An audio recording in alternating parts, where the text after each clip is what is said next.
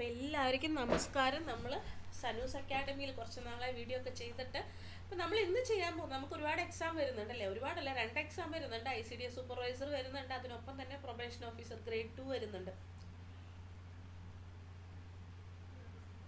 അപ്പോൾ അതിലേക്ക് നമുക്ക് പഠിക്കാവുന്ന കുറച്ച് ക്വസ്റ്റ്യൻസ്, ഒരു 10 ക്വസ്റ്റ്യൻസും അതിൻ്റെ റിലേറ്റഡ് ആയിട്ടുള്ള ഫാക്ട്സും ആണ് ഇന്ന് നമ്മൾ ഡിസ്കസ് ചെയ്യാനായിട്ട് പോകുന്നത്. വളരെ സിമ്പിളായിട്ടുള്ള ക്വസ്റ്റ്യൻസ് ആണ് നമ്മൾ ഇന്ന് ചെയ്യാനായിട്ട് പോകുന്നത്. അപ്പോൾ നമ്മൾ പരീക്ഷ അടുത്ത് വരുന്നത് കൊണ്ട് ഒബ്ജക്റ്റീവ് ടൈപ്പ് ക്വസ്റ്റ്യൻസ് നിങ്ങൾക്ക് ഒരുപാട് ആവശ്യമായിട്ട് വരും. അപ്പോൾ അതുകൊണ്ട് നമ്മൾ കുറച്ച് ഒബ്ജക്റ്റീവ് ടൈപ്പ് ക്വസ്റ്റ്യൻസ് ചെയ്യാണ്. ഓക്കെ, ഇവിടെ ഫസ്റ്റ് ക്വസ്റ്റ്യനിലോട്ട് പോകാം. അധികം വർത്താനം പറഞ്ഞ സമയം കളയുന്നില്ല. ഫസ്റ്റ് ക്വസ്റ്റ്യനിൽ നമ്മൾ പറയുന്നു, when A particular technique applied repeatedly to the same object producing the same result each time it is said to have. അപ്പോൾ എന്താണ്, ഒരു ടെക്നിക്ക് റിപ്പീറ്റഡ് ആയിട്ട് നമ്മൾ ഒരേ ഒബ്ജക്റ്റിന് നമ്മൾ അപ്ലൈ ചെയ്യുമ്പോൾ അത് സെയിം റിസൾട്ട് ആണോ വരുന്നത് എന്നുള്ള ആ ഒരു പഠനം അതിന് ടെസ്റ്റ് ചെയ്യുന്നു. അതിനെന്താണ് നമ്മൾ പറയുന്നത്? അതിൻ്റെ പേരാണ് റിലയബിലിറ്റി എന്ന് പറയുന്നത്. അപ്പോൾ റിലയബിലിറ്റി എന്താണെന്ന് നമ്മൾക്ക് ഒന്നും കൂടെ ഒന്ന് വായിച്ചു നോക്കാം. റിലയബിലിറ്റി എന്ന് പറയുന്നത് എന്താണ് ടെസ്റ്റ് ചെയ്യുന്നത്? ദി ആക്യുറസി ഓഫ് ദി ഇൻസ്ട്രുമെൻറ്റിൻ്റെ ആക്യുറസി ചെക്ക് ചെയ്യാനായിട്ടാണ് റിലയബിലിറ്റി ടെസ്റ്റ് നമ്മൾ ചെയ്യുന്നത്. The extent to which a research instrument consistently has the same result if it is used in the same situation on repeated occasion. അപ്പോൾ repeated ആയിട്ടുള്ള ഒക്കേഷനിൽ, ഒരേ same സിറ്റുവേഷനിൽ പക്ഷേ റിപ്പീറ്റഡ് ആയിട്ടുള്ള ഒക്കേഷനിൽ നമ്മൾ ഈ ഒരു ടെക്നിക്ക് കൊടുത്തു കഴിഞ്ഞാൽ, അല്ലെങ്കിൽ ആ ഒരു റിസർച്ചിൻ്റെ ഇൻസ്ട്രുമെൻ്റ് കൊടുത്തു കഴിഞ്ഞാൽ അത് സെയിം റിസൾട്ടാണ് പ്രൊഡ്യൂസ് ചെയ്യുന്നത് എന്ന് ടെസ്റ്റ് ചെയ്യുന്നതിനെയാണ് നമ്മൾ റിലയബിലിറ്റി ടെസ്റ്റ് പറയുക. ഇനി വാലിഡിറ്റി എന്ന് പറയുന്നത്, ഇവിടെ ഓപ്ഷനിലുള്ള അടുത്ത വേർഡാണ് വാലിഡിറ്റി എന്ന് പറയുന്നത്. Validity is defined as the extent to which a concept is accurately measured in a quantitative study. ഇവിടെയാണ് കിടക്കുന്നത്. Concept is accurately measured. ഞാൻ ആങ്സൈറ്റിക്ക് വേണ്ടിയിട്ടാണ് എന്തുണ്ടാക്കിയിരിക്കുന്നത്, ഒരു പെർട്ടിക്കുലർ ആയിട്ടുള്ള ഒരു സ്കെയിൽ ഞാൻ സ്വന്തമായിട്ട് ഉണ്ടാക്കിയാണ്. അപ്പോൾ അത് കറക്റ്റായിട്ട് ആങ്സൈറ്റിയുടെ എല്ലാ മെഷേഴ്സും അതിൽ നമ്മൾ എന്ത് ചെയ്തിട്ടുണ്ടോ, അസസ് ചെയ്യാനായിട്ട് നമ്മൾ ആഡ് ചെയ്തിട്ടുണ്ടോ ഇല്ലയോ എന്നുള്ളതാണ് ഇവിടുത്തെ ചോദ്യം എന്ന് പറയുന്നത്. So that is validity. Subjectivity, റിസർച്ചിൽ സബ്ജക്റ്റിവിറ്റി എന്ന് പറയുന്നത് എന്താണ്? അതായത് നമ്മൾ റിസർച്ചറുടെ പേഴ്സണൽ ബിലീഫ്സ് ഉണ്ടാവും, നമ്മളുടേതായിട്ടുള്ള കാഴ്ചപ്പാടുകളും കാര്യങ്ങളെല്ലാം ഉണ്ടാവും. അത് നമ്മളുടെ റിസർച്ചിനെ ബാധിക്കും അല്ലേ. റിസർച്ച് നമ്മൾ പ്രോസസ്സിനെയും അതിൻ്റെ ഔട്ട്കമ്മിനെ എല്ലാത്തിനെയും അത് ബാധിക്കും എന്ന് പറയുന്നു. സോ നമ്മൾ എന്ത് ചെയ്യണം? Qualitative researchers need to develop skills to manage the subjectivity. അപ്പോൾ ഇത് നമ്മളുടെ ഇതിനെ ബാധിക്കുന്നതിനെയാണ്, റിസർച്ചിനെ ബാധിക്കുന്നതിനെയാണ് നമ്മൾ സബ്ജക്റ്റിവിറ്റി എന്ന് പറയാം. അപ്പോൾ അങ്ങനെ ആ സബ്ജക്റ്റിവിറ്റി നമ്മൾ എന്ത് ചെയ്യണം? മാനേജ് ചെയ്യണം. എങ്ങനെ മാനേജ് ചെയ്യുക? അതിനെ ഐഡൻറ്റിഫൈ ചെയ്യണം, അക്നോളജ് ചെയ്യണം, അതിൻ്റെ ഇമ്പാക്റ്റ് റെഡ്യൂസ് ചെയ്യാനുള്ള കാര്യങ്ങൾ നമ്മൾ ചെയ്യണം. ഇത്രയാണ് സബ്ജക്റ്റിവിറ്റിയിൽ നമുക്ക് പറയാം. ഇപ്പോൾ ബേസിക് ആയിട്ടുള്ള കോൺസെപ്റ്റുകളാണ്, എല്ലാവരും പഠിച്ചിട്ടുള്ളതായിരിക്കും. എന്നാൽ പോലും ഒന്നും കൂടെ നിങ്ങൾ പരീക്ഷയുടെ അടുത്ത് വരുമ്പോഴേക്കും നമുക്കൊന്ന് റിവൈസ് ചെയ്യാൻ വേണ്ടിയിട്ടാണ് ഇടുന്നത് കേട്ടോ. അടുത്തത്, which among the following does not come under probability sampling. അപ്പോൾ താഴെ ഞാൻ പ്രോബബിലിറ്റി സാമ്പിളിങ്ങിൻ്റെ ടൈപ്സ് കൊടുത്തിട്ടുണ്ട്. ഏതൊക്കെയാണ്? സിമ്പിൾ റാൻഡം സാമ്പിളിംഗ് ഉണ്ട്, സിസ്റ്റമാറ്റിക് റാൻഡം സാമ്പിളിംഗ് ഉണ്ട്, സ്ട്രാറ്റിഫൈഡ് ഉണ്ട്, ക്ലസ്റ്റർ സാമ്പിളിംഗ് ഉണ്ട്, മൾട്ടി സ്റ്റേജ് ഉണ്ട്, sampling with probability proportional to size ഉണ്ട്, സീക്വൻഷ്യൽ സാമ്പിളിംഗ് ഉണ്ട്. അപ്പോൾ ഇവിടെ വെച്ച് നോക്കിയാൽ നമുക്കറിയാം, ഇപ്പോൾ ഇത്രയും പറഞ്ഞതിൽ നമുക്കിതിലില്ലാത്തത് സി മാത്രമാണ്. So the answer is C, purposive sampling ആണ് കേട്ടോ. ഇനി അടുത്തത്, A setting or group that the analyst treat as an integrated social unit that must be studied holistically and its particularity is called. അപ്പോൾ എന്താണ്, നമ്മളൊരു particular സെറ്റിങ്ങിനെയോ ഒരു ഗ്രൂപ്പിനെയോ ഒരു integrated social അതെല്ലാത്തിനെയും ഒരു യൂണിറ്റ് ആയിട്ട് കണക്കാക്കി അതിനെ ഹോളിസ്റ്റിക്കലി, അതിനെ മുഴുവനായിട്ട് നമ്മൾ പഠിക്കുന്നതിന് എന്ത് പേരാണ് പറയുന്നത് എന്നുള്ളതാണ്. സോ അതിന് പറയുന്ന പേരാണ്, ഇവിടെ ആൻസർ ഡി ആണ് കേട്ടോ. അവിടെ മാർക്ക് ചെയ്തിട്ടില്ല ഞാൻ, ഡി ആണ് ആൻസർ, കേസ് സ്റ്റഡി. അപ്പോൾ ഏതെങ്കിലും ഒരു സംഭവത്തിനെ, ഒരു പെർട്ടിക്കുലറായിട്ട്, ഇപ്പോൾ നമ്മൾ പറയുകയാണെന്നുണ്ടെങ്കിൽ ഇപ്പോൾ ഒരു ഫാമിലിനെ നമ്മൾ പഠിക്കണമെങ്കിൽ ആ ഫാമിലിനെ ആസ് സച്ച് അതിൻ്റെ ഹോളായിട്ട് നമ്മൾ അതിനെ പഠിക്കണതിനെയാണ് നമ്മൾ എന്ത് പറയുന്നത്, നമ്മൾ അതിനെ കേസ് സ്റ്റഡി എന്ന് നമ്മൾ പറയുന്നത്. അപ്പോൾ ബാക്കിയുള്ള ഓപ്ഷൻസൊക്കെ എന്താണെന്ന് നമുക്കൊന്ന് നോക്കാം. ഫോക്കസ് ഗ്രൂപ്പ് എന്ന് പറഞ്ഞാൽ എന്താണ്? എ ക്വാളിറ്റേറ്റീവ് റിസർച്ച് മെത്തേഡാണ് ഫോക്കസ് ഗ്രൂപ്പ് എന്ന് പറയുന്നത്. That involves A group interview with a smaller number of participants who are chosen based on specific demographics. എന്താ പറയുക, ഒരു സ്ഥലത്ത് താമസിക്കുന്ന ആളുകളായിരിക്കും. ഇപ്പോൾ നമ്മളൊരു പെർട്ടിക്കുലർ ആയിട്ടുള്ളൊരു സ്ഥലത്തിലെ ഒരു ഹെൽത്ത് സർവീസസിനെ കുറിച്ചിട്ടാണ് നമ്മളുടെ സ്റ്റഡി എന്നുണ്ടെങ്കിൽ അവിടെയുള്ള ആളുകളെ വെച്ചിട്ട് നമ്മൾ ആ ഒരു പെർട്ടിക്കുലർ ഏരിയയിലുള്ള ആളുകളെ വെച്ചിട്ട് സ്മോൾ യൂണിറ്റ് ആയിട്ടുള്ള ആളുകളെ വെച്ചിട്ട് നമ്മൾ നടത്തുന്ന ഒരു ഫോക്കസ് ഗ്രൂപ്പ് ഇൻ്റർവ്യൂ. സോ അതാണ് ഫോക്കസ് ഗ്രൂപ്പ് എന്ന് പറയുന്നത്. So what is cohort study? ഇവിടെ കൊഹേർട്ട് സ്റ്റഡി കൊടുത്തിട്ടുണ്ട്. കൊഹേർട്ട് സ്റ്റഡി എന്ന് പറയുന്നത് Cohort design is a type of non-experimental or observational study design ആണ്. Non-experimental ആണ്, observational study design ആണ്. Participants are followed over time to evaluate for the occurrence of the outcome of the interest. നമ്മൾ longitudinal study എന്ന് പറയില്ല, അപ്പോൾ അങ്ങനത്തെ സ്റ്റഡിയാണ് ഇതിൽ വരുന്നത്. നമ്മൾ എന്താ ചെയ്യുന്നത്, over A period of time എന്ത് ചെയ്യുകയാണ്, നമ്മൾ ഒരു പെർട്ടിക്കുലർ ഒരു കാര്യത്തിൻ്റെ ഒരു ഇൻസിഡൻറ്റിൻ്റെ അതിൻ്റെ ഒരു റിസൾട്ട് നമ്മൾ നോക്കാനായിട്ട്, അപ്പം ഓവർ എ പീരീഡ് ഓഫ് ടൈമാണ് നമ്മളതിനെ ഒബ്സർവ് ചെയ്ത് നമ്മളത് മനസ്സിലാക്കുന്നത്. അതിനെയാണ് കൊഹേർട്ട് സ്റ്റഡി എന്ന് പറയുന്നത്. ലോഞ്ചിറ്റ്യൂഡിനൽ ആയിട്ടുള്ള ഒരു സ്റ്റഡിയാണ്. ഓവർ എ പീരീഡ് ഓഫ് ടൈമാണ് എന്തെങ്കിലും ഒരു കാര്യത്തിൻ്റെ എന്താണ് പറയുക ഔട്ട്കം എന്താണെന്നുള്ളത് നമ്മൾ എന്ത് ചെയ്യുന്നത്, നമ്മൾ അസസ് ചെയ്ത് പോകുന്നത്. Next, what is phenomenology? Phenomenology is A study of lived human phenomena within the everyday social context in which the phenomena occur from the perspective of those who experience them. അപ്പോൾ ഒരു particular phenomena, ഒരു മനുഷ്യൻ്റെ ലൈഫിലുള്ള ഏതെങ്കിലും ഒരു ഫിനോമിനയെ കുറിച്ചിട്ട് നമ്മൾ പഠിക്കുന്നതിനെ കുറിച്ചിട്ടാണ്.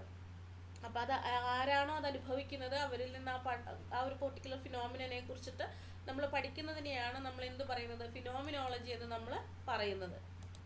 ഇപ്പോൾ അതിനൊരു എക്സാമ്പിൾ പറയുകയാണെന്നുണ്ടെങ്കിൽ, ഇപ്പോൾ നമ്മുടെ കുറേ ആളുകൾ ഇപ്പം ഓങ്കോളജി ഡിപ്പാർട്ട്മെൻറ്റിലുള്ള കുറച്ച് പേഷ്യൻസിനെ എടുത്തിട്ട് അവരുടെ ഫാമിലി മെമ്പേഴ്സിൻ്റെ ഇടയിൽ നമ്മളൊരു സ്റ്റഡി ചെയ്യാണ്. അവരെങ്ങനെയാണ് ആ ഒരു പെർട്ടിക്കുലർ ആയിട്ടുള്ള ഒരു സർജറിയിലൂടെ കടന്നു പോകുന്ന ആ ഒരു സിറ്റുവേഷനെ, അതിനെങ്ങനെയാണ് അവർ എന്താ പറയുക അവരുടെ എക്സ്പീരിയൻസ് എന്താണെന്നുള്ളത് നമ്മൾ പഠിക്കണതിനെയാണ് നമ്മൾ എന്താ പറയുക ഫിനോമിനോളജി എന്ന് നമ്മൾ പറയണത്. ഓക്കെ, അപ്പോൾ ഇതാണ് 4 എണ്ണം. അപ്പോൾ കേസ് സ്റ്റഡി എന്ന് പറയുമ്പോൾ ആസ് എ ഹോൾ ഒരു പെർട്ടിക്കുലർ എന്താ പറയുക ഒരു ഗ്രൂപ്പിനെയോ അല്ലെങ്കിൽ ഒരു സെറ്റിങ്ങിനെയൊക്കെ ആസ് എ ഹോൾ നമ്മൾ പഠിക്കുന്നതിനെയാണ് നമ്മൾ കേസ് സ്റ്റഡി എന്ന് പറയുക. ഫോക്കസ് ഗ്രൂപ്പ് എന്ന് പറയുമ്പോൾ ഒരു പെർട്ടിക്കുലർ ആയിട്ടുള്ള ഏരിയയിലെയോ ഇപ്പോൾ ഒരു സ്റ്റഡിയുമായി ബന്ധപ്പെട്ട് ആ ഒരു ഒരേ സോഷ്യൽ ഡെമോഗ്രാഫിക്കിലുള്ള കുറച്ച് ആൾക്കാരെ വിളിച്ചിരുത്തിയിട്ട് അവരെ ഡീറ്റെയിൽഡ് ആയിട്ട് ഒരു ഫോക്കസ് ഗ്രൂപ്പായിട്ട് നമ്മൾ ഇൻ്റർവ്യൂ ചെയ്യുന്നതിനെയാണ് ഫോക്കസ് ഗ്രൂപ്പ് എന്ന് പറയുക.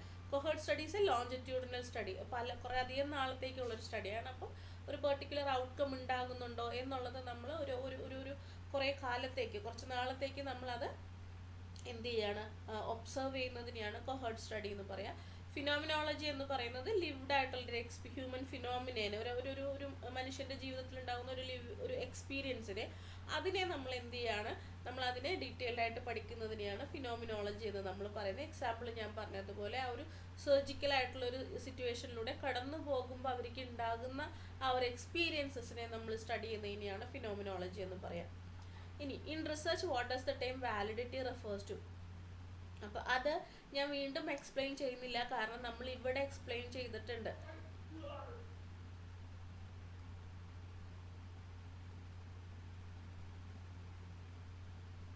ഓക്കെ, അപ്പം ഇവിടെ നമ്മൾ എക്സ്പ്ലെയിൻ ചെയ്തിട്ടുണ്ട്. അപ്പോൾ അതുകൊണ്ട് ഇവിടെ ഞാൻ വീണ്ടും എക്സ്പ്ലെയിൻ ചെയ്യുന്നില്ല. In research what does the time validity refer to? The degree to which a study accurately measures what is intended to measure, the extent to which a study can be generalized, the consistency of research findings over time, the degree of certainty in research conclusions. അപ്പോൾ ഇവിടെ നമ്മൾക്ക് അറിയാം what is intended to measure, അതാണ് അതിൻ്റെ answer. നമ്മൾ ഉദ്ദേശിക്കുന്ന കാര്യങ്ങളെല്ലാം measure ചെയ്യപ്പെട്ടിട്ടുണ്ടോ എന്ന് നമ്മൾ പഠിക്കണതിനെയാണ് നമ്മൾ എന്ത് പറയുക, നമ്മൾ വാലിഡിറ്റി എന്ന് നമ്മൾ പറയുന്നത്. ഓക്കെ, ഇനി what is the primary purpose of factorial design in experimental research? അപ്പോൾ പലതരത്തിലുള്ള ഡിസൈൻസ് നമ്മൾക്ക് എക്സ്പെരിമെൻ്റൽ റിസർച്ചിലുണ്ട്. അതിലൊരു ഡിസൈനാണ് ഫാക്ടോറിയൽ ഡിസൈൻ എന്ന് പറയുന്നത്. അപ്പോൾ എന്താണ് ഫാക്ടോറിയൽ ഡിസൈൻ എന്ന് നമ്മൾക്ക് ഇവിടെ ഒന്ന് നോക്കാം, എന്നിട്ട് ഉത്തരത്തിലോട്ട് പോകാം. Factorial designs are used in experiments where the effects of varying more than one factor are to be determined. ഒന്നിലധികം ഫാക്ടറിൻ്റെ എഫക്റ്റിനെ നമ്മൾ ഡിറ്റർമൈൻ ചെയ്യാൻ വേണ്ടിയിട്ടാണ് നമ്മൾ ഫാക്ടോറിയൽ ഡിസൈൻസ് പഠിക്കുക. അപ്പോൾ നമ്മൾ ഈ സോഷ്യൽ ഫിനോമിനൻ എന്ന് പറയുമ്പോൾ ഇപ്പോൾ ഒരാൾക്ക് ഒരു ഫിനാൻഷ്യലായിട്ടൊരു പ്രശ്നമുണ്ട്, അല്ലെങ്കിൽ ഒരു ആങ്സൈറ്റി ഉണ്ട് എന്ന് നമ്മൾ പറയുമ്പോൾ, ആങ്സൈറ്റി ആയിക്കോട്ടെ, അല്ലെങ്കിൽ ഡിവോഴ്സ് എന്ന് പറയുന്നത്. ഇപ്പോൾ ഡിവോഴ്സ് എന്ന് പറയുന്ന ഒരു കാര്യം പറയുമ്പോൾ ഡിവോഴ്സിന് ചിലപ്പോൾ ഒരു ഫാക്ടർ തന്നെ ആയിരിക്കണം എന്നില്ല. കാരണം ഒരു ആ കുട്ടിയുടെ എഡ്യൂക്കേഷണൽ ക്വാളിഫിക്കേഷൻ ആയിരിക്കാം, ഫാമിലിയിലുള്ള ഇഷ്യൂസ് ആയിരിക്കാം, ഫാമിലിയുടെ ഒരു എന്താ പറയുക ആ ഒരു എന്താ പറയുക കാഴ്ചപ്പാടായിരിക്കാം. ഇങ്ങനെ ഒരുപാട് ഫാക്ടേഴ്സ് അതിന് കാരണം ഉണ്ടാകും. അപ്പം അങ്ങനെയുള്ള വളരെ ഒരുപാട് ഫാക്ടേഴ്സിനെ നമ്മൾ അസസ് ചെയ്യുമ്പോൾ നമുക്ക് ഉപയോഗിക്കാവുന്ന ഒരു ഡിസൈനാണ് ഫാക്ടോറിയൽ റിസർച്ച് ഡിസൈൻ എന്ന് പറയുന്നത്. ദേ ആർ സ്പെഷ്യലി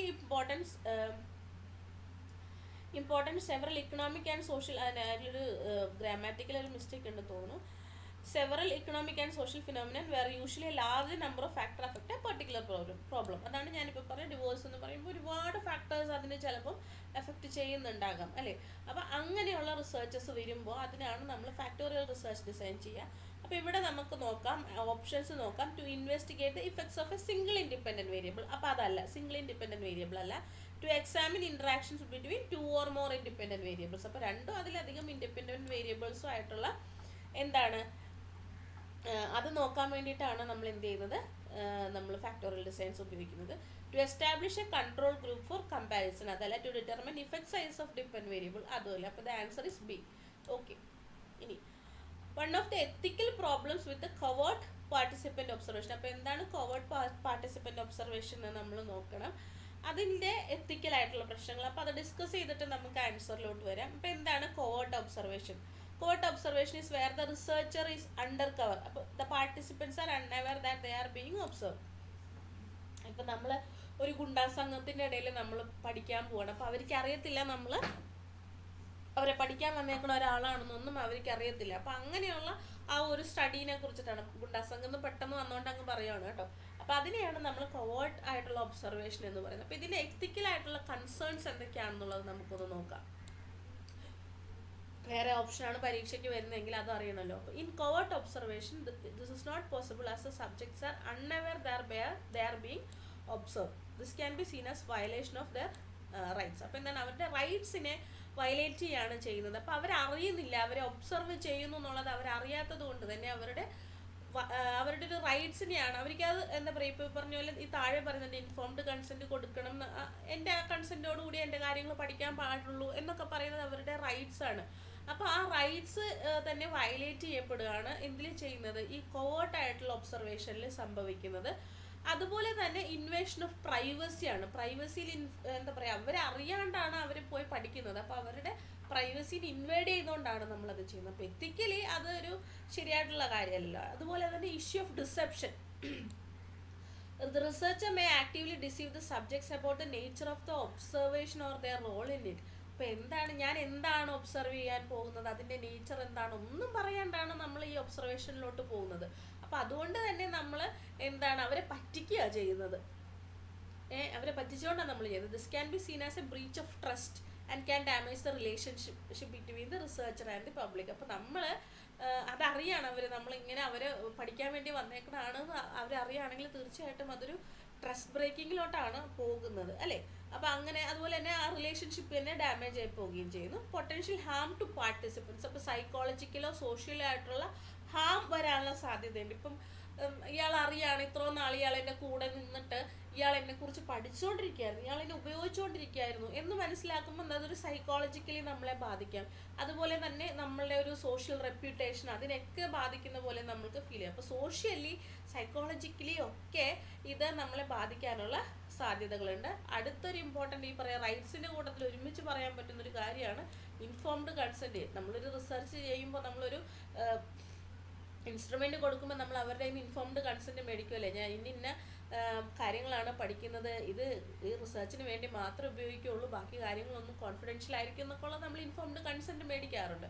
അപ്പോൾ ഇവിടെ ഇൻഫോംഡ് കൺസെൻറ്റ് നമുക്ക് മേടിക്കാൻ പറ്റില്ലല്ലോ, കാരണം അവർക്ക് അറിയില്ല നമ്മൾ അവരെ പഠിക്കുകയാണെന്നുള്ളത്. അപ്പോൾ അതെല്ലാം അതിൻ്റെ എത്തിക്കലായിട്ടുള്ള കൺസിഡറേഷൻസ് ആണ്. ഓക്കെ, ഇനി ഇതിൽ നോക്കാം, ഓപ്ഷൻസ് നോക്കാം. Observing people outside of their natural setting അല്ല. Not being able to write comprehensive field notes, അതൊന്നും എത്തിക്കൽ കൺസിഡറേഷൻ ആയിട്ട് വരുന്നില്ല. Subjecting the participants to physical harm, ഇല്ല, ഫിസിക്കൽ ഹാമിലോട്ട് നമ്മൾ കൊണ്ടുപോകുന്നില്ല. Deceiving the respondents as to the reason for your presence. അപ്പോൾ ഇവിടെ എന്താണ്, നമ്മൾ എന്തിനാണ് അവിടെ ചെന്നിരിക്കണം എന്നുള്ളത് നമ്മൾ ഈ ആൾക്കാരെ പറഞ്ഞ് പറ്റിച്ചിട്ടാണ് നമ്മൾ അവിടെ ചെല്ലുന്നത്. That is N ethical issue അവിടെ വരുന്നത് കേട്ടോ. ഇനി an analysis that takes all of the project's relevant factors into account, including economic, technical, legal and scheduling consideration to ascertain the likelihood of completing the project. അപ്പോൾ ഒരു project complete ചെയ്യാൻ പറ്റുമോ ഇല്ലയോ എന്നുള്ളതിനെ കുറിച്ചിട്ടുള്ള ഒരു അനാലിസിസ്, അതിന് എന്ത് പേരാണ് പറയണതെന്നുള്ളതാണ് ഇവിടെ ചോദിച്ചിരിക്കുന്നത്. അപ്പോൾ അത് പ്രൊജക്റ്റുമായിട്ട് ബന്ധപ്പെട്ടൊരു കാര്യമാണ്. പക്ഷെ നമ്മളിവിടെ പ്രീ ടെസ്റ്റും പൈലറ്റ് സ്റ്റഡിയും കൊള്ളാറുണ്ട്, നമുക്ക് അതും കൂടെ ഒന്ന് പഠിക്കണമല്ലോ. അപ്പോൾ അതുകൊണ്ട് നമ്മളിതെല്ലാം ഉൾപ്പെടുത്തിയിട്ടുണ്ട്. ഇപ്പോൾ ഫീസിബിലിറ്റി സ്റ്റഡി എന്നാണ് നമ്മൾ പറയുന്നത്. എന്താണ് ഒരു പ്രൊജക്റ്റിൻ്റെ അത് എത്ര കംപ്ലീറ്റ് ചെയ്യാൻ പറ്റുമോ ഇല്ലയോ എന്നുള്ളതിനെ കുറിച്ചിട്ട് അതിൻ്റെ എല്ലാ ഭാഗങ്ങളിൽ നിന്നും അതിനെ പഠിക്കുന്നതിനെയാണ്, അതിനെ അനലൈസ് ചെയ്യുന്നതിനെയാണ് ഫീസിബിലിറ്റി സ്റ്റഡി എന്ന് പറയുന്നത്. Feasibility study is a detailed analysis that considers all of the critical aspects of a proposed project in order to determine the likelihood of succeeding it. അപ്പോൾ അത് സക്സീഡ് ചെയ്യുമോ ഇല്ലയോ എന്ന് അറിയാൻ വേണ്ടിയിട്ടുള്ള സ്റ്റഡീനെയാണ് ഫീസിബിലിറ്റി സ്റ്റഡി എന്ന് പറയുക. So what is pilot study? A pilot study is one of the crucial stages in a research project. It is necessary and useful in providing the groundwork in research project. The term pilot study refers to mini version of full scale study and also called feasibility studies എന്നാണ് ഇതിനെ എന്തിൽ പറയുന്നത്. നമ്മൾ റിസർച്ചിൽ ഇതിനെ feasibility study എന്ന് നമ്മൾ പറയും pilot സ്റ്റഡീനെ കേട്ടോ. As well as the specific pre testing of a particular research instrument such as ക്വസ്റ്റിനെയറോ ഇൻ്റർവ്യൂ ഒക്കെ നമ്മൾ എന്താണ് അതിനെല്ലാത്തിനെയും നമ്മൾ ചെക്ക് ചെയ്യാൻ വേണ്ടിയിട്ടാണ് നമ്മൾ എന്ത് ചെയ്യുക പൈലറ്റ് സ്റ്റഡി നടത്തുന്നത്. ഈ ഒരു ഗ്രൗണ്ട് വർക്കാണ്. ഈ ഒരു റിസർച്ച് ഇവിടെ ചെയ്യാൻ പറ്റുമോ ഇല്ലയോ, അല്ലെങ്കിൽ ഈ ഒരു പെർട്ടിക്കുലർ ഇൻസ്ട്രുമെൻറ്റ് നമ്മൾക്കത് ചെയ്യാൻ പറ്റുമോ ഇല്ലയോ എന്നൊക്കെ ഉള്ളതിനെ കുറിച്ചിട്ടുള്ളൊരു വലിയ സ്റ്റഡി നമ്മൾ നടത്തുന്നതിൻ്റെ ഒരു സ്മോൾ സ്കെയിൽ ആയിട്ടുള്ളൊരു വേർഷനെയാണ് നമ്മൾ പൈലറ്റ് സ്റ്റഡി എന്ന് പറയുന്നത് കേട്ടോ. Pilot studies are important element of good study design. അപ്പോൾ നല്ലൊരു ഗുഡ് സ്റ്റഡി ഡിസൈൻ ഉണ്ടാക്കണമെന്നുണ്ടെങ്കിൽ പൈലറ്റ് സ്റ്റഡി ഉണ്ടെങ്കിലാണ് നല്ലത്. Conducting pilot study does not guarantee success in the main study. Okay, അപ്പോൾ ലൈക്ലിഹുഡ് മാത്രമേ നമുക്ക് അറിയാൻ പറ്റുള്ളൂ, അല്ലാണ്ട് ഇത് സക്സസ് ആകുമെന്നൊന്നും നമുക്കതിൽ പറയാൻ പറ്റില്ല. ഇനി what is pre test? Pre test are preliminary test of measures. എന്ത് മെഷറാണോ നമ്മളവിടെ യൂസ് ചെയ്യുന്നത്, ഒരു പെർട്ടിക്കുലർ ആയിട്ടുള്ള ക്വസ്റ്റ്നെയർ ആണോ നമ്മൾ ഉപയോഗിക്കുന്നത്, സ്കെയിലാണോ, അത് ഒരു സ്മോൾ പോപ്പുലേഷൻ്റെ ഇടയിൽ സ്റ്റഡി ചെയ്ത് അത് കൊടുത്ത് അതിൻ്റെ ഒരു ടെസ്റ്റ് നടത്തി അത് അവരെ കൊണ്ട് ചെയ്യിപ്പിച്ച് നോക്കുന്നതിനെയാണ് പ്രീ ടെസ്റ്റ് എന്ന് പറയുന്നത്. It is the final stage in the tool development process. അപ്പം ടൂൾ നമ്മൾ ഡെവലപ്പ് ചെയ്തതിന് ശേഷം നമ്മൾ എന്ത് ചെയ്യണം, ഒരു ക്വസ്റ്റ്നെയർ ഉണ്ടാക്കിയതിന് ശേഷം നമ്മളത് എന്ത് ചെയ്യണം, അത് പ്രീ ടെസ്റ്റ് ചെയ്യാണ്. പ്രീ ടെസ്റ്റ് ചെയ്ത് കറക്റ്റ് ആണോ എന്ന് നമ്മൾ നോക്കുന്നു. അതിനെയാണ് നമ്മൾ പറയുന്നത് pre test. Pre test is the use of questionnaire in a small pilot study to ascertain how well the questionnaire works. ഒരു പെർട്ടിക്കുലർ ക്വസ്റ്റ്നെയറിൻ്റെ ഒരു എന്താണത് കറക്റ്റ് ആണോ എന്ന് അറിയാൻ വേണ്ടിയിട്ട്. Okay, which of the following is not a measure of dispersion. ഇപ്പോൾ measure of dispersions ഞാനിവിടെ കൊടുത്തിട്ടുണ്ട്. Range, variance, standard deviation, quartile and quartile deviation, mean and mean deviation. So the answer is median ആണ്. ബാക്കിയെല്ലാം measures of dispersion ആണ്. ഇവിടുത്തെ answer നമ്മൾ പറഞ്ഞതാണല്ലോ അല്ലേ. Okay, ഇനി 9ാമത്തെ, which technique is best described as a form of ethnographic research. അപ്പോൾ ആദ്യം എത്തനോഗ്രാഫി എന്താണെന്ന് നമുക്ക് 10ാമത്തെ ചോദ്യം പോയിട്ട് നമുക്ക് 9ലോട്ട് പോകാം. Which one of the following is a method in which the researcher utilises the data collected by others. മറ്റൊരാൾ കളക്ട് ചെയ്ത ഡാറ്റേനെ നമ്മൾ ഉപയോഗിക്കുന്നതിന് വളരെ കൃത്യമായിട്ട് നമുക്ക് അറിയാവുന്നതാണ്. വളരെ സിമ്പിളായിട്ടുള്ളൊരു ചോദ്യമാണ്. സെക്കൻഡറി അനാലിസിസ് എന്നാണ് അതിന് നമ്മൾ പറയാം. ഓക്കെ, അപ്പോൾ പ്രൈമറി ഡാറ്റ എന്ന് പറയുന്നത് ഇൻവെസ്റ്റിഗേറ്റർ തന്നെ കളക്ട് ചെയ്യുന്ന ഡാറ്റേനെയാണ് പ്രൈമറി ഡാറ്റ എന്ന് പറയുക. സെക്കൻഡറി ഡാറ്റ എന്ന് പറയുന്നത് use to mean data collected by someone else or some other purpose. അപ്പോൾ വേറെ ആരോ ചെയ്ത് വെച്ചിരിക്കുന്ന ഒരു റിസർച്ചിന് നമ്മളെടുത്ത് ഉപയോഗിക്കുന്നതിനെയാണ് നമ്മൾ എന്ത് പറയാം, നമ്മൾ സെക്കൻഡറി അനാലിസിസ് അല്ലെങ്കിൽ സെക്കൻഡറി ഡാറ്റ എന്നൊക്കെ നമ്മൾ പറയുന്നത്. ഓക്കെ ഓക്കെ അപ്പോൾ നമുക്കറിയാം വേറൊരാൾ കളക്ട് ചെയ്യുന്നതിനാണ് സെക്കൻഡറി ഡാറ്റ എന്ന് പറയാം. ഇനി വാട്ട് ഈസ് എത്തനോഗ്രാഫി? എത്തനോഗ്രാഫി ഒരു ക്വാളിറ്റേറ്റീവ് റിസർച്ച് മെത്തേഡാണ്. ഇവിടെ ഓപ്ഷനിൽ എത്തനോഗ്രാഫി കൊടുത്തിട്ടുണ്ട്, അതാണ് നമ്മളിവിടെ എക്സ്പ്ലെയിൻ ചെയ്യുന്നത്. ഓക്കെ, ക്വാളിറ്റേറ്റീവ് റിസർച്ച് മെത്തേഡാണ്. That involve studying cultures and social ഗ്രൂപ്പ്സിനെ കുറിച്ച് പഠിക്കുന്നതാണ് എന്ത് എത്തനോഗ്രാഫി എന്ന് പറയുന്നത്. Ethnography is always related to studying culture എന്ന് പറയുന്നത്. അപ്പോൾ സ്റ്റഡിങ് കൾച്ചർ എന്ന് ചോദിച്ചാൽ അത് എത്തനോഗ്രാഫിയാണ്. By observing and participating in their lifes. അവരെ ഒബ്സർവ് ചെയ്ത് അവരുടെ കൂടെ പാർട്ടിസിപ്പേറ്റ് ചെയ്തൊക്കെ നടത്തുന്ന ഒരു സ്റ്റഡിയാണ് എത്തനോഗ്രാഫി എന്ന് പറയുന്നത്. ഇനി narrative research can be defined as a collecting and analysing the accounts people tell to describe experiences and offer interpretation. എന്താണ് ആളുകൾ അവരുടെ എക്സ്പീരിയൻസസിനെ കുറിച്ചിട്ട് അവർ പറയും. ഇപ്പം നമ്മൾ വയനാട്ടിലൊരു ദുരന്തം നടന്നു, അപ്പോൾ അതിനെക്കുറിച്ച് അവരുടെ എക്സ്പീരിയൻസസ് എന്താണെന്ന് അവർ നരേറ്റ് ചെയ്ത് അവരത് പറയുകയും അതിനെ നമ്മൾ ഇൻ്റർപ്രറ്റ് ചെയ്യുകയും ചെയ്യുന്നതിനെയാണ് നരേറ്റീവ് ആയിട്ടുള്ള റിസർച്ച് എന്ന് പറയാം. അപ്പം അതാണ് നരേറ്റീവ് റിസർച്ച്. ഇൻ്റർവ്യൂ മെത്തേഡ് എന്ന് പറയുമ്പോൾ interview method of collecting data involves a presentation of oral verbal സ്റ്റിമുലിയാണ്. In terms of oral verbal response interviews and interactive പ്രോസസ്സാണ്. അപ്പോൾ രണ്ടുപേര് അപ്പുറം ഇപ്പുറം ഇരുന്നിട്ട് ഒരു ചോദ്യം ഒരാൾ ചോദിക്കുന്നു, വേറൊരാൾ അതിന് ഉത്തരം പറയുന്നു എന്ന് പറയുന്നതാണ് ഈ ഓറൽ വെർബൽ റെസ്പോൺസ് എന്നൊക്കെ നമ്മൾ പറയുന്നത്. അപ്പോൾ ഓറൽ വെർബൽ റെസ്പോൺസ് ഉപയോഗിച്ചിട്ടുള്ള ഒരു ഡാറ്റ കളക്ഷൻ മെത്തേഡ് എന്താണെന്ന് ചോദിച്ചിട്ട് അതിൻ്റെ താഴെ നമുക്ക് ഇൻ്റർവ്യൂ വേറെ കുറച്ച് ഓപ്ഷനൊക്കെ ഉണ്ടാകും. അപ്പോൾ എങ്ങനെയാണ് നമ്മൾ അതിനെ ഐഡൻറ്റിഫൈ ചെയ്യാനായിട്ട് നമ്മൾക്ക് പറ്റണം. Okay, one person provides necessary verbal stimuli and other person responses to it. അപ്പോൾ ഒരാൾ ചോദ്യം ചോദിക്കുന്നു, വേറൊരാൾ ഉത്തരം പറയുന്നു, അതിനെയാണ് ഇൻ്റർവ്യൂ എന്ന് പറയാം. അപ്പോൾ ഇത്രയാണ് ഈ 10 ചോദ്യം, വളരെ സിമ്പിൾ ആയിട്ടുള്ള വളരെ ബേസിക് ആയിട്ടുള്ള ചോദ്യങ്ങൾ മാത്രമാണ് നമ്മളിന്ന് ഡിസ്കസ് ചെയ്തിരിക്കുന്നത്. ഇനി നമുക്ക് കൂടുതൽ ക്വസ്റ്റ്യൻസ് വീണ്ടും ഡിസ്കസ് ചെയ്യാം. എല്ലാവരും വീഡിയോ കാണുന്നവർക്ക് എല്ലാവർക്കും ഒത്തിരി നന്ദി. നമ്മളിതിൻ്റെ കൂടെ പറയാനുള്ളതെന്ന് വെച്ചാൽ ICDS സൂപ്പർവൈസറിൻ്റെ ഒരു നോട്ട് നമ്മൾ ചെയ്ത് നമ്മളത് കൊടുക്കുന്നുണ്ട്. അപ്പം ആവശ്യമുള്ളവർ പെട്ടെന്ന് നമ്മളിപ്പോൾ പരീക്ഷ അടുക്കാറായി, അപ്പം ഇതേവരെ പഠിച്ചിട്ട് സമയം കിട്ടിയിട്ടില്ല, നോട്ട്സ് എഴുതാൻ പറ്റിയിട്ടില്ല, അങ്ങനെയൊക്കെയുള്ള ആളുകളുണ്ടെങ്കിൽ തീർച്ചയായിട്ടും എൻ്റെ നമ്പറും അതിൻ്റെ ഒരു ഗൂഗിൾ ലിങ്കും താഴെ ഫോമിൻ്റെ ഒരു ലിങ്കും താഴെ കൊടുത്തിരിക്കാം, പേയ്മെൻറ്റും അതിൻ്റെ ഉള്ളിൽ എൻ്റെ നമ്പറൊക്കെ ഉണ്ട്. അപ്പോൾ നിങ്ങൾക്ക് വേണമെങ്കിൽ എന്നെ വിളിച്ച് സംസാരിക്കുകയൊക്കെ ചെയ്യാം കേട്ടോ. അപ്പം തീർച്ചയായിട്ടും എല്ലാവരും നന്നായിട്ട് പഠിക്കുക, നല്ല മാർക്ക് മേടിക്കുക, എല്ലാവരും മാക്സിമം ലിസ്റ്റിൽ കയറാനായിട്ട് ശ്രമിക്കുക കേട്ടോ. Thank you so much.